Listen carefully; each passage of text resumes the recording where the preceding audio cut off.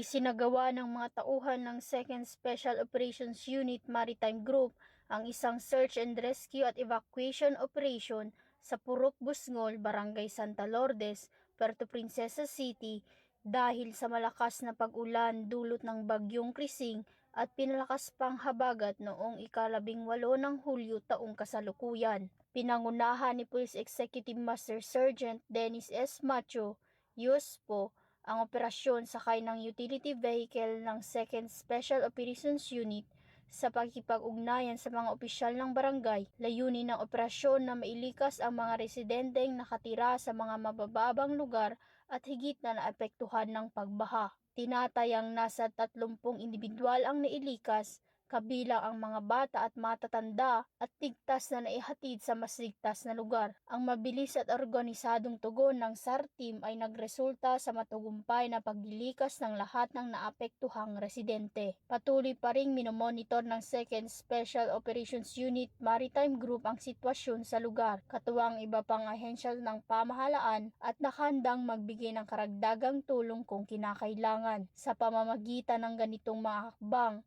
pinapatunayan ng Maritime Group ang kanilang dedikasyon sa paglilingkod at pagprotekta sa bawat mamamayan, lalo na sa panahon ng kalamidad. Mula dito sa Calapan City, Oriental, Mindoro, ako ang iyong PNN Correspondent Patrolwoman Ferlyn Joy Cawile, alagad ng batas, tagataguyod ng Balitang Pulis.